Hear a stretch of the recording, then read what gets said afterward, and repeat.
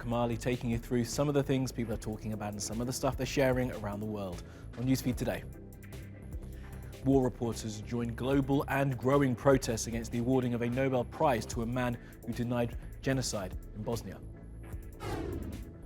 Australia comes bottom of a global list for its climate crisis policy. Here's how their Prime Minister responded.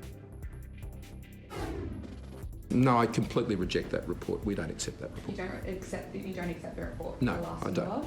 No. Why not? Because I don't think it's credible. Internet hashtag challenge accepted by the Newsfeed crew. Get ready for fails aplenty. And a man saves a dog in Animals Doing Stuff.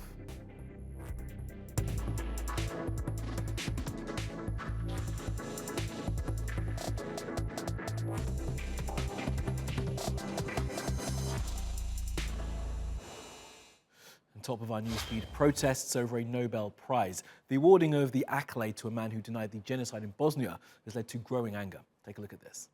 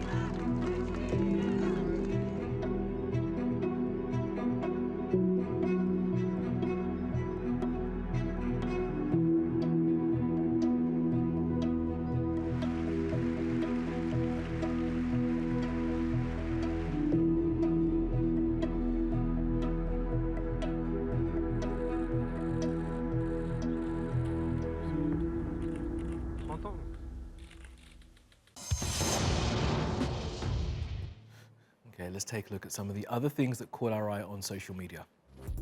Well, this is the rapper A$AP Rocky performing in Sweden. He was jailed there for 4 months earlier this year after being involved in a brawl. He went back to Stockholm to put on a show and donate the proceeds of which to a Swedish charity called FARR, which supports refugee communities in the country. People who want to get Donald Trump re-elected depicted him as Thanos in a tweet a couple of days ago. Now, Thanos is the bad guy from the Avengers movies who wipes out random people with the click of his fingers. The person who created Thanos, a guy called Jim Starlin, said this: after initially feeling violated, seeing that pompous fool using my creation to stroke his infantile ego, it struck me that the leader of my country enjoys comparing himself to a mass murderer. He added that these are sad and strange times.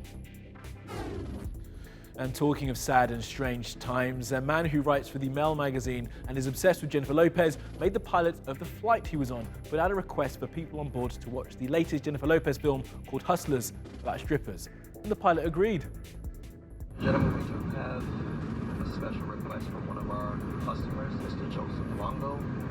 He's a well-known backup dancer for Jennifer Lopez, and as of this morning, Jennifer Lopez was nominated for a Golden Globe this morning for her work in Hustlers.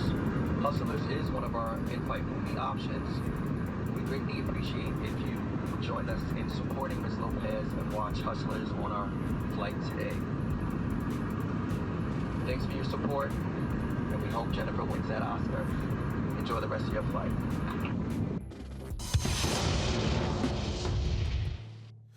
Well, next, Australia and the climate crisis. Now, after weeks of bushfires, a report has found Australia bottom of a list in its climate change policy, and the country's Prime Minister has come out fighting. Australia's Prime Minister rejected a climate change report describing his government as a regressive force in the fight against global warming.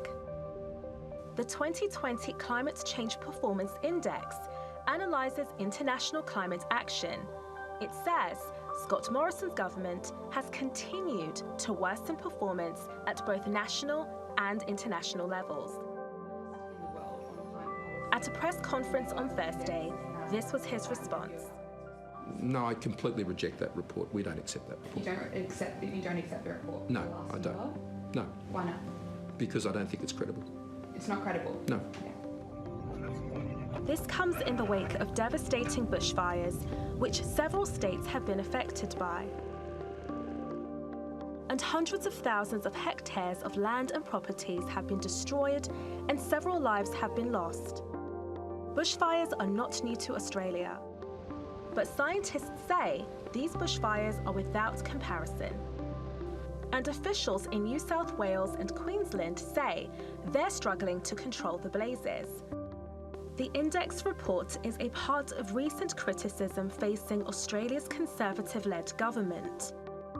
In September at the UN General Assembly, Morrison suggested Australia's climate change record was misrepresented in the media.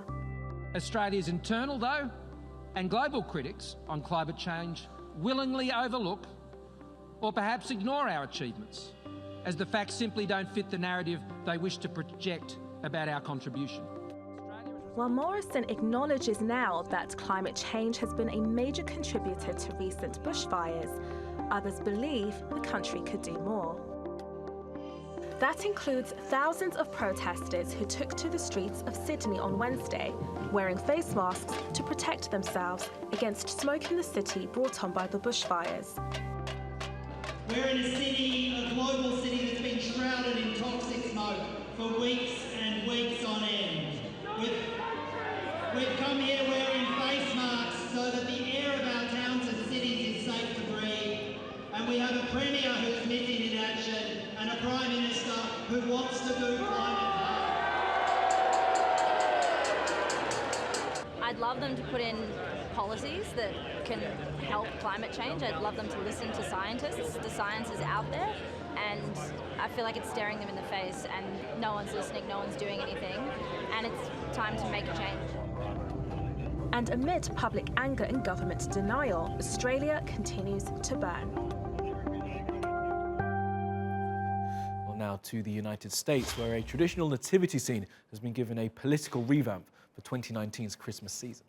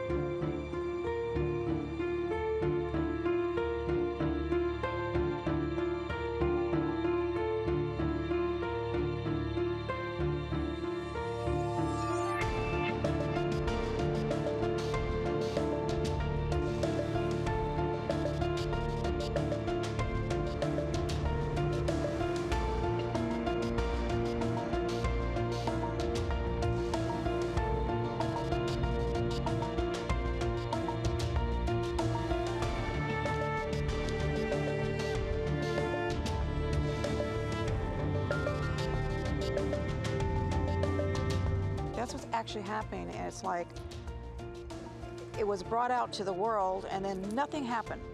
Hasn't been resolved. And you think about it now during the holidays, that these kids, aren't with their families. What are we gonna do about it? Nothing. Nothing. And that's what's happening, nothing. It's like we see it and then we close our eyes to it, and it's not right.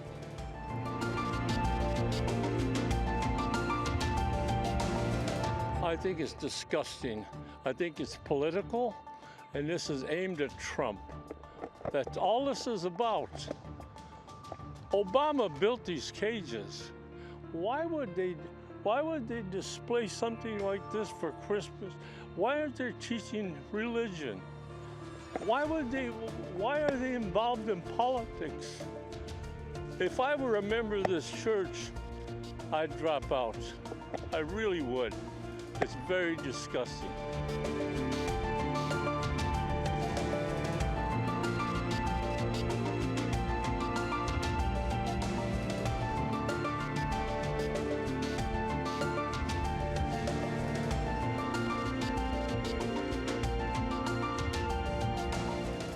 Si ellos estuvieran en la misma situación, dejaríamos a Jesús separado de María y José, y qué es lo que el mundo diría sobre eso. Let's go around the world now for some other stories you need to know this Thursday. Well, this is Harvey Weinstein. He was in court to hear how his bail has now been raised to $5 million after he was accused of tampering with an ankle monitor. It was announced yesterday that he'd reached a tentative settlement with more than 30 women who have accused him of crimes, including rape. As part of the deal, he does not have to admit guilt and will not pay the women personally. The money will come from his insurance. This was a civil case. He will be back in court to face criminal charges of sexual assault and rape in January. The man who bought the leather jacket worn by the actor Olivia Newton-John in the movie Grease has given it back to her. This was the moment it happened. It was bought at an auction for $243,000. The money went to a cancer research centre. Miss Newton-John has been fighting cancer since 1992.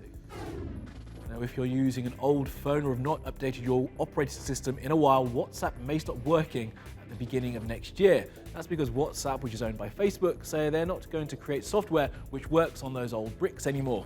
So you've been warned, boomer. YouTube says they've banned videos which maliciously insult people based on their gender, race, identity, or sexuality. It comes after a man who works for Vox called Carlos Mazza was abused by someone else on YouTube called Steven Crowder. Well, now we look at one of those internet challenges, another one that everyone is doing, and the newsfeed team had a go at it too. Take a look at this.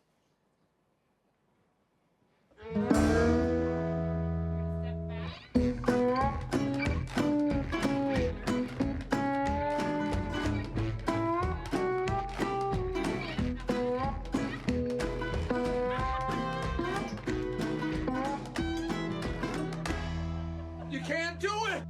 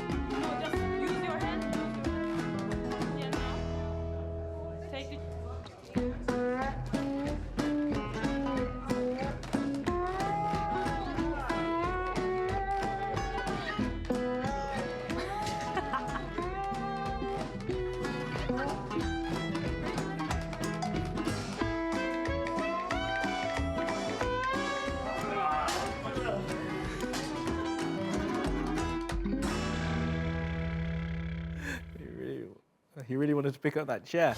And last up, an animal's doing something, and this one is being saved from certain death. Now, this happened in America. A neglectful dog owner got into a lift forgetting that she was dragging an animal behind her. Thankfully, as you will see, a neighbour was passing by who sprung into action to save the little Pomeranian. Now, the woman who didn't remember she was in the care of an animal has been attacked on social media. The man who saved the dog is called Johnny Mathis, and people are calling him a hero. Well, that will do from the newsfeed team. Do reach out to me with your questions, comments, complaints, and suggestions. You'll find me at Kamali Melbourne. You'll find us 24/7 on YouTube. Subscribe to our channel. Follow me on Twitter. Follow, subscribe, and add. And I will see you again tomorrow.